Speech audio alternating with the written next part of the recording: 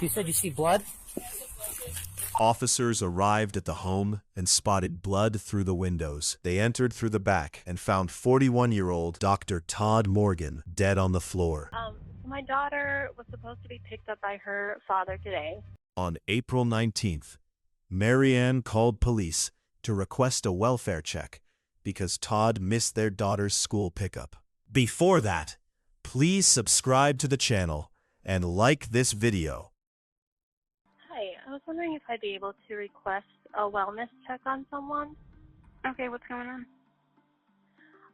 So my daughter was supposed to be picked up by her father today, and I got a call from the school that she was still at the school, so I ended up picking her up. They tried to contact him, and they tried to contact, I believe, his clinic.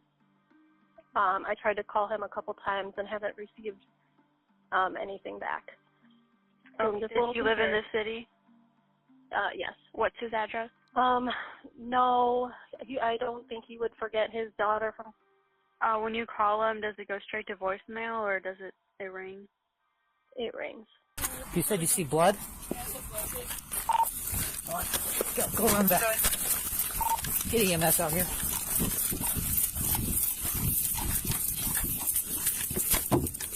Oh boy.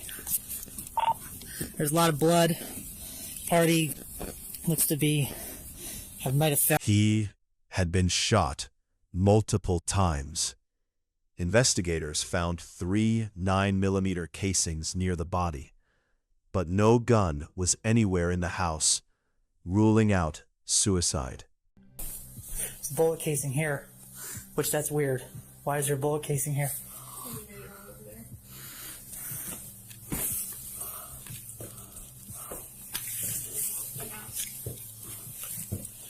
Anybody in here? Hudson, please! Upstairs in the master bedroom, police found a messy environment filled with alcohol bottles and wrappers, but the rest of the house was completely undisturbed. In a child's bedroom, a broken piggy bank sat on the floor with coins scattered around, yet no high-value items appeared to be missing from the home. You found money? Change. Piggy bank back over. Todd was an adventurous and academically driven professor at Cleveland State University. Outside the classroom, Todd was a devoted father who filled his time playing games and going to the movies with his kids. Say it's pretty bad in there. Yeah, there's shell casings in the house all over, but there's no weapon. Yeah. So He's been sitting there for a while. That blood's dried up. Okay. Can you tell me what you think this is, Sarge? I mean, because it looks weird. We checked the window. We saw him laying here. We went in and we made sure that there's nobody else in the house. But there's 2 casings here. There's actually 3 casings here, and there's 1 casing over by the stairs. okay. Let me know what. Do you guys? Is it? Do you have to hook them up? I don't even think so. As long as it is obvious and apparent, and somebody can tell me if he is cold or stiff. No. As his body was taken for an autopsy, detectives stayed behind to comb through the house once more. It was during this careful re-examination that they spotted footsteps, printed in blood, trailing across the floor and out toward the driveway. What's your boot look like underneath? Oh, okay. No, it doesn't match any of our boots.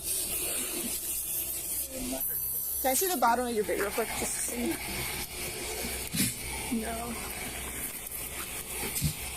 Can I see the bottom of your shoe? I try to tippy-toe around. We just have their shoe prints coming out. We just want to make sure they don't. The bloody footprints led down the back steps, straight toward where Todd's Porsche SUV was parked. But detectives were still deeply troubled by the damaged back door. They needed to know if the splintered frame was their own doing, or if it happened before they arrived. After tracing the break, they found the broken-off pieces on the porch, confirming the damage didn't come from them. A detailed search then revealed that expensive items like laptops and tablets were left completely untouched. Even his Porsche sat outside with the keys still inside. So that's 1, 2, 3 on the front. Yeah, and then there's 3 casings on the ground. When the autopsy results came back, investigators learned that Todd had been shot 7 times with a 9mm handgun, proving this attack was personal. Investigators recovered a total of 8 shell casings throughout the house, along with multiple legal firearms hidden under clothes and a nightstand, but none matched the murder weapon. Detectives turned their attention outward, going door to door to ask neighbors if they had seen or heard anything unusual on the morning of the crime. The first neighbor they spoke with was Linda, whose daughter had babysat for the family. Her interview struck them as unusual, as she mentioned having an intuitive bad feeling about Todd, despite knowing very little about his actual personal life. I met him, and my daughter babysat his kids a couple of times. And then after that, I haven't really talked to him. Okay. Did you happen to notice anything's odd the last couple days at this house? Unknown weird vehicles, weird noises? Odd, but, okay. You know what I mean? But I don't know. That's why I'm wondering, because my daughter babysat for him, and I always said, there's something weird. Mm-hmm. And I didn't want my daughter to baby because I just felt like something was weird. But he's got 2 little kids, so I mean, if he's got 2 little kids here, I don't know. The kids live with him normally? He said he had the kids, but like part-time. Okay, so, because I know he had a divorce. He had a divorce, okay. But he had some girlfriend too. Okay. I saw her and I met her. Oh, I forget her name. I think she lives like in Aurora or something, I don't know. Okay. So, but you know, this was a while ago. Maybe they broke up. I don't know. Okay. And I mean, my daughter babysat for him like twice. The kids came over. She babysat, I think, at my house. Maybe it was at I think she might have walked once. Okay. But I don't know. And he said he never let anyone in the house because he said he was gutting it. So, and that's all. And then he said he worked from home. He wanted my daughter to babysit while he ran errands and stuff. And that was it. Okay. And I just wondered, what does this guy do? He has a Porsche, but he's working from home. I don't really know anything about it. Okay. Has he ever mentioned anything odd to you before? Anything odd? Like strange, he was saying anything strange to you? He just seems odd? Weird. Okay. Like, this is sound, but I told my husband, I said, that guy's fucking weird. He goes, what do you mean? I go, I just got a bad feeling, and I don't want to see your babysit for him. Because, you know, if I get a feeling, you know, it's like intuition. I'm Officer Bowen, Hudson Police Department. Hi there. Hi, I was wondering if, when the last time you saw Todd. Yeah, have you... Well, I see him pretty regularly. We're in and out. You Yeah. know, we cross paths. Okay. Haven't anything? seen anything, and I'm retired. Recently retired. I'm here all the You're time. here. You haven't heard anything? Haven't seen heard anything? a peep. Okay. All right. Is everything all right? Yeah, we're just... Okay. He seems like a nice guy. I mean, he's been here a year and a half. Year and a half. Kids. Okay. Yeah. Next door, detectives spoke with a retired neighbor who crossed paths with Todd regularly but hadn't heard a peep. However, a married couple living nearby, Eugene and Sherry, shared something the detectives couldn't ignore. To the Porsche. They were in the car. I mean, it was there. The Porsche? No, it was next to the Porsche. Okay. And it was there when I woke up this morning at 5 o'clock. You know, as I walked. The car was already there. The car was already there. The person was due. Yeah, when I woke up. Okay. But at 7:15, 7:20, I heard, and then I saw someone come out of the house, go to the car, open up the car, was there for a while, and then took something back into the house, like a package or a box, it looked like. Okay. And then came back out not running, but walking fast. Quick paced? Yes. At what time was that? It had to be 7:20. At 7:20. Yeah, that it all happened within a couple That was minutes. when you heard the two shots. I'm assuming. I don't know. And then I thought someone was banging on something, and then a little pause, and then 4 more. And then they got in the car and they left, but they didn't like leave fast. They just were like going down the driveway. Okay. Can you describe that car? It was a smaller car, light colored, maybe a light blue, light gray. I couldn't get the make of it. Did you see the person that was driving? No, I didn't. No, I did not. Okay. I did not see the person. Okay. My wife thinks it was long hair. We were in different places, so I was finishing my career here. I teach in Twinburg, so I had a meeting this morning, so I had to be at work early. So I was finishing up my coffee in his office room up there. I think you were coming out of the bathroom, so we have this big, like we have a balcony right there. Sure. So he was coming back to his office from the bathroom, and I said, "Did you hear that?" And he goes, "What?" And I go, "I don't know, it kind of sounded like gunshot." But then you live in Hudson, you don't, you just, in the perspective, like it would never in a million years. And there's cars up there all the time that have popping noises and trucks, so I didn't think anything of it. They reported hearing gunshots between 7:15 and 7:20 a.m. Sherry saw someone with shoulder-length hair and a small frame exit the house, grab something from a car, and drive away. So when I got up, because that's my bathroom mirror, so I get ready right there and it's a clear shot. It was a car I'd never seen. I got up I left the house at 7:23 today because I'm thinking I'm going to be late for my 7:40 meeting. So that's how I know what time it was when I left the house.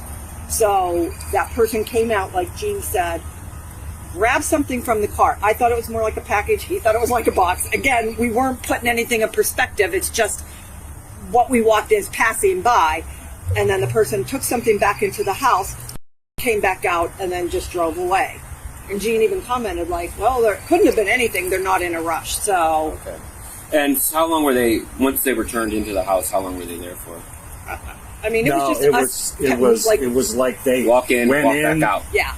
threw something on the floor. And I couldn't even tell you after we heard that boom boom what time we was at, like right away. I don't even remember. Okay. And that car was sitting in the driveway when you guys woke up at 5. Further analysis of the back door brought a strange realization. The damage came from the inside out. Who would break their way out of a house they already had access to? But okay, so that's the car. Yeah, I don't know if you're going to be able to see anything from that or whatever. Okay, I'll give this back to you. I'll go tell. Okay, I'm not sure how to. Yeah. And then it jumps to 7:30 and it's gone. And it's gone. Yeah. So what time is that? Right. 6:50. 50. Yeah. Okay, and then 7. It's gone. Yeah. Well, the next spot on here is 7:30, so there's a gap. Okay. And it's gone at 7:30. Fortunately, Eugene and Sherry's Ring camera captured an image of a suspicious car near Todd's house that morning, giving detectives their first solid lead. Following standard procedure, detectives delivered the news of Todd's death to his ex-partner, Marianne, who had initially requested the wellness check. Do you know Todd? I'm just boyfriend of Mary. Okay. So, Todd found Todd dead today. So, any explanation? we're still in ongoing investigation. We have the detectives looking into it right now. Yeah, as we find out more, we can, obviously let you guys know what more is going on. But right now it is an investigation. It's under investigation, so. At the residence? Can you tell us anything? Yeah. At his home, we found him dead on his home. When's the last time you heard from him? It was a text on Saturday, maybe. I'd have to look at my phone. You need your phone? Text on Saturday. Yeah, thank you, sir, if you don't mind. You need it? Yeah, thank you. But so he's required to do an iSober device. What's that? It's to he'll breathe into it and it reads whether he's had a drink or not. For the vehicle? Just any. Oh wow, anything at all? Okay. And the last report I got was from yesterday at 7:00 in the morning. You get reports from Yeah, guys? emails. No kidding. Results. You got a result for that test yesterday. Yes, I can pull it up. Does it give numbers or just say if it's positive or negative for alcohol? It does give numbers. Okay.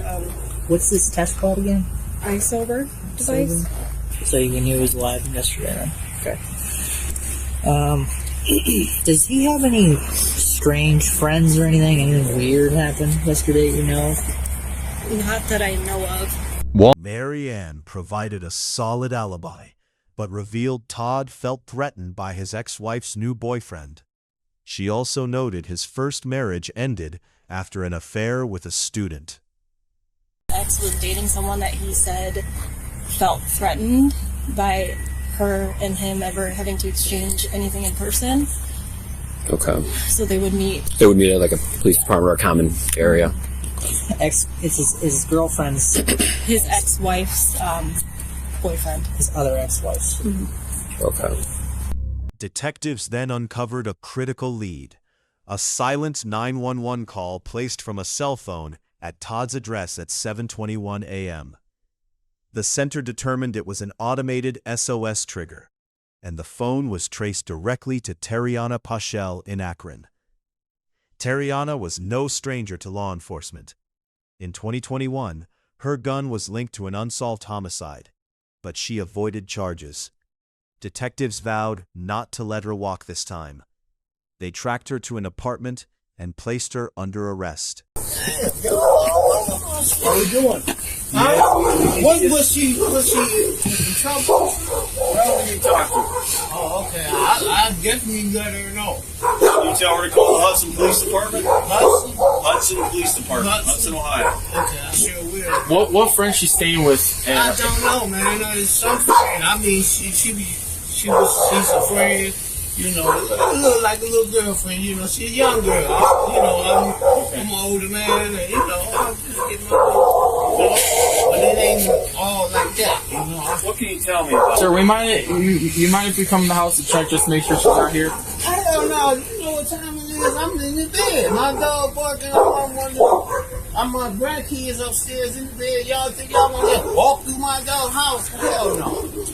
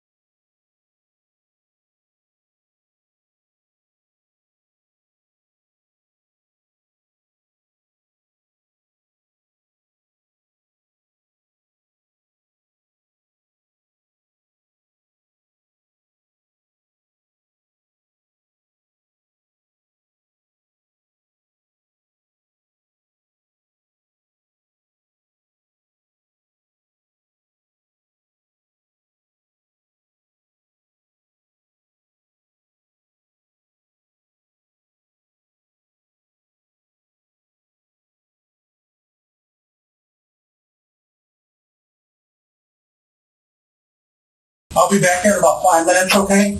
Okay, anything? Are you okay? Okay. I'll be right back. Okay. Thank you. You're welcome. That's better. Teriana, I'm Detective Walker. We can start the video, okay? But, I mean, looking at his face, you remember this guy, right? In the interrogation room, Teriana flatly denied ever being to Hudson, but detectives were steps ahead, presenting phone data showing she had searched Todd's face and address online. Teriana claimed it was her daughter's phone. Unbeknownst to her, investigators had already tracked her digital footprint, revealing she changed her number and searched if police could track a phone without a SIM card. So here's what's interesting about these two photos. Right? Okay, these two photos were actually on your phone. On my phone? Mm-hmm. Well, they weren't on my phone. You actually typed in a search for this guy. And and you viewed this image on your phone. You also did a search for 320 West Streetsville Street, and you viewed this image on your phone. Teriana, we're giving you an opportunity here to talk to us. We need to know what happened. Okay, and I'm telling you, I don't know what's going on. What do you have? I don't know what's going on. Whose phone is this? How was I take my daughter's phone? Whose phone is this? That's my phone. That's your phone. Whose phone is this? My daughter's phone. Daughter's phone. How long has your daughter had this phone? For a while. For a while? A while? A week? 2 weeks? 3 weeks? 4 weeks? No, I don't y'all messing with my kids at this point. Oh, hell no. That's the fuck you. What?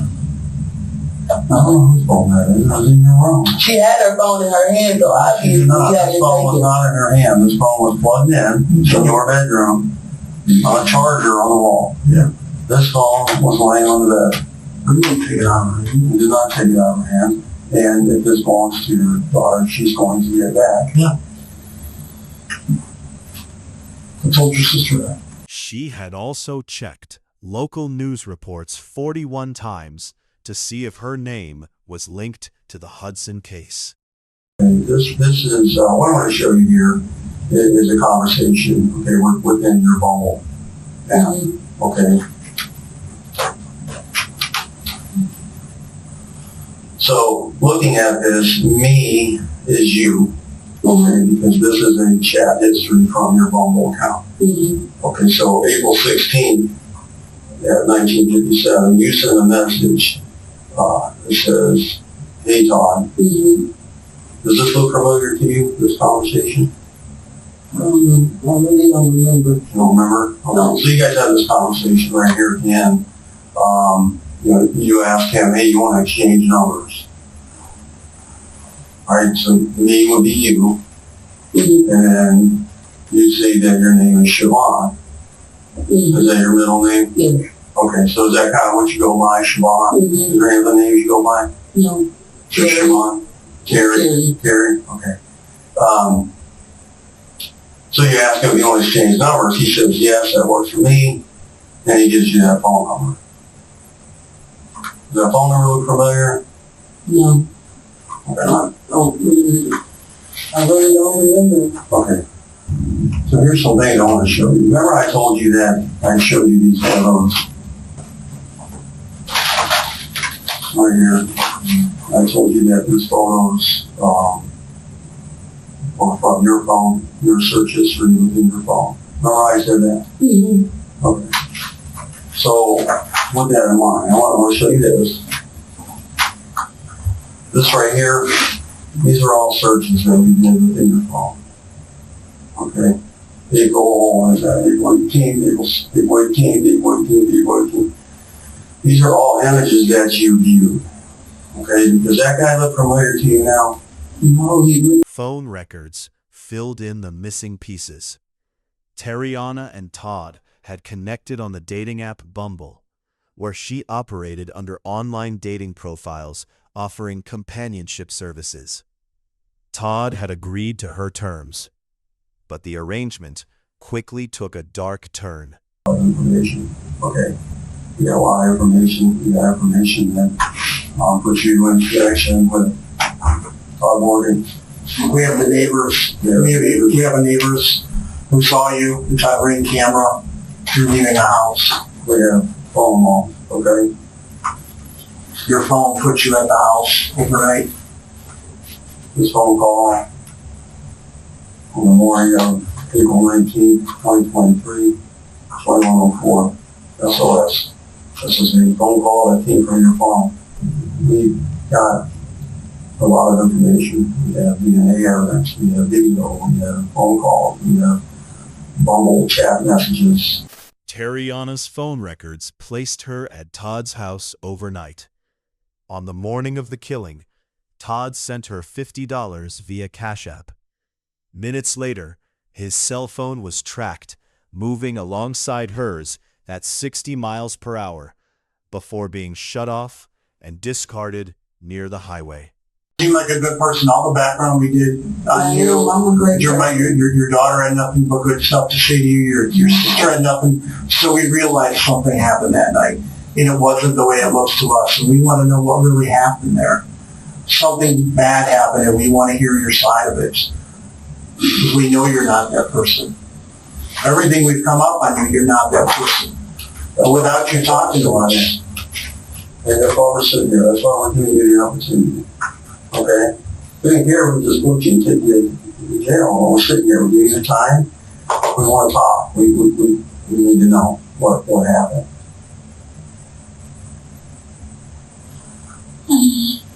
Oh my goodness.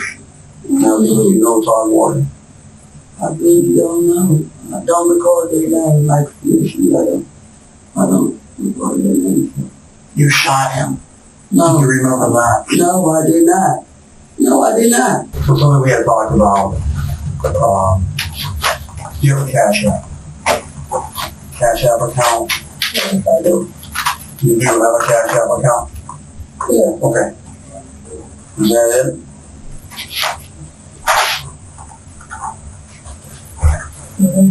Okay. So, with that, is there a reason why Todd Morgan would send you a Cash App payment? No. 7 o'clock in the morning on April 19th. I don't know. I have, for instance, stuff, and I feel chocolate so much. Well, why would some random guy off of Bumble that you had a conversation with decide to wake up one morning and send you $50? He probably just wanted to take it from me. I don't know. I really don't remember him sending me any money, but I do have people who just randomly send me money on Cash App. You can go through my Cash App. Why would it can happen. Okay, so let me ask you. If you say you wake up one morning, you look at your phone, and it says, Todd Morgan sent you $50. Would you not reach out to Todd Morgan and say, hey, what's that for? Or thank you, appreciate that. What did you reach out to anybody who sent me for money. So. Okay, so when you got that $50 payment, did you do that? No, I don't know. You don't know? I don't remember, but I do know that I get random Cash Apps all the time, so that's nothing. Alright, so in order for Todd Morgan to send you any money at all, he would need to know your cash tag name. Mm-hmm. Right? So how would he have gotten that cash tag name to be able to send you $50? I don't know. He probably got it from me. Like I said, random men do send me money on Cash App if I ask. I mean, $50 is nothing, so. So you asked him for $50? I don't know. I don't remember. $50 is nothing. He might have been buying chocolate or whatever chocolate, but I don't know. A second Cash App transfer of $1,000 was attempted from Todd's phone to Teriana's, but the payment expired because it required a security verification step that was never completed. Confronted with this, Teriana claimed she just received random money from men. There was another payment. Is it a problem? About 23 minutes later, there was a $1,000 payment that was sent from Todd Morgan to Black Beauty. And you confirm that Black Beauty, this Cash App is you. That's you, obviously, in that picture. So he sent you $1,000. Now, we go back to a $50 payment. You say, guys send you random $50 every now and then. Okay, you guys send you random $1,000 payments? No. Okay, so it can happen. It could happen? It can happen. Okay. All right, so here's what happened, though. So this money is sent. And it's sent at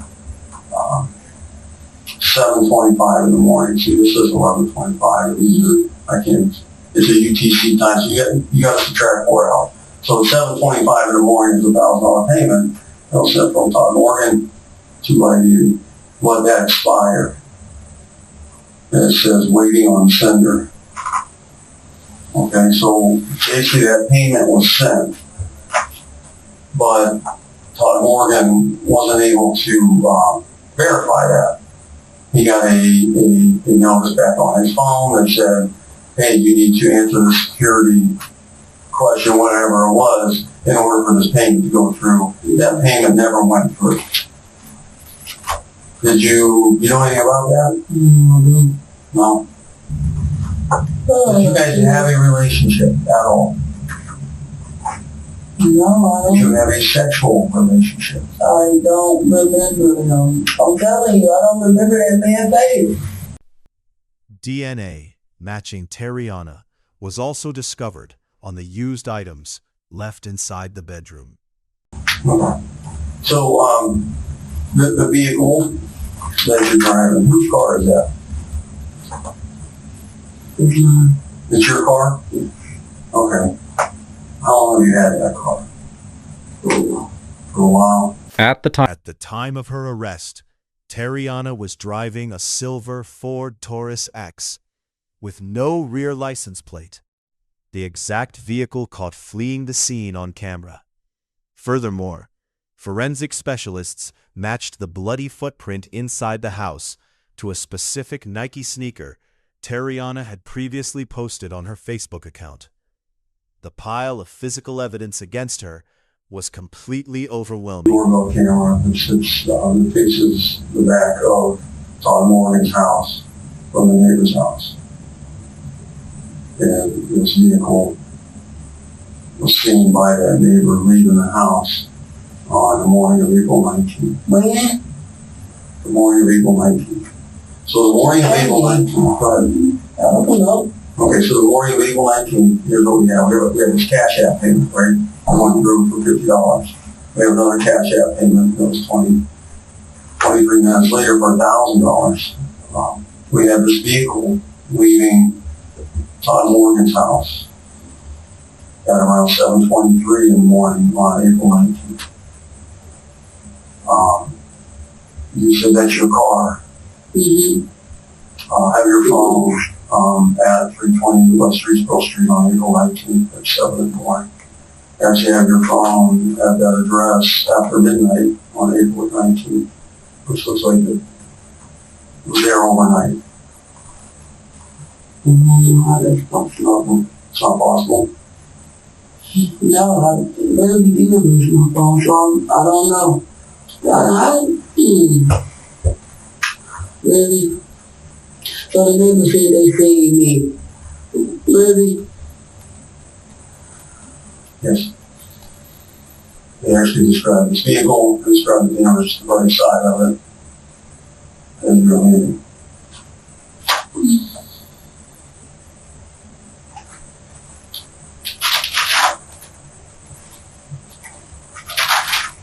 What do you think about that? I mean, with everything I'm saying to Teriana, is there an explanation for it? We just want to talk to you about this. We need to know what happened, okay? April 19th, your phone, your car was at 328 West Streetsboro Street. Your DNA. Your DNA is inside of that house. Black and miles are inside of that house. Tire shipments that are inside of the house that match shoes that you're wearing in Facebook photos. Before the final sentence was delivered, Todd's family stood in court to share their impact statements. Mary Ann described the devastating emotional toll on their young daughter, who still struggles with severe anxiety and a deep fear of abandonment. Since his murder, my daughter's life has been irrevocably altered. At just 6 years old, she is at one of the most impressionable stages of her life. She was only 4 when she waited at school for her dad to pick her up, not understanding why he never came. When I arrived, she was confused and desperately wanted to call him, but each call went unanswered. I had to explain to her that her daddy wouldn't be coming back because someone had hurt him. I watched her curl up in my arms, hiding her face as she processed this unimaginable loss. I watched her curl up in my arms, hiding her face as she processed this unimaginable loss. For months following, she would cry out for us whenever we left the room, terrified that we wouldn't return. This fear of abandonment stemmed directly from the sudden absence of Todd's mother spoke through tears, telling the court how her son was actively trying to rebuild his life, fix his health, and return to church before it was tragically cut short. I'm Todd's mom. I always will be. Todd's not here to tell his story. Only God, Todd, and you know the truth of what happened on April 19. All I know, he was brutally murdered by you, and he basically died for nothing. You didn't even know him. Your actions to take my son's life changed my life forever. It's changed all of our lives. Even more so, you took a father from two beautiful children. They were his world, and he was theirs. Teriana addressed the courtroom briefly to offer a short apology to the family. Yes, to his family. I'm very sorry, and I hope that one day that you can find it in your hearts to forgive me. I'm sentencing you to a period of 20 years to life on count 1, aggravated murder and unclassified felony. In addition, that sentence will run consecutive to the 3-year firearm specification, which is attached to that count 1. That firearm specification 3-year sentence must be served first, must be consecutive, and it is in fact mandatory. This will make you eligible for parole, which there's no guarantee of that, at the earliest at 23 years, but you could serve up to life in prison for this matter. Do you understand all of that, Ms. Pashelle? Yes, Your Honor. The judge sentenced Teriana Pashelle to 20 years to life for aggravated murder, plus a consecutive 3 years for the firearm specification, meaning she will serve at least 23 years before parole eligibility. If you found this video interesting, you won't believe the next one. When cops realize their friend is a serial killer.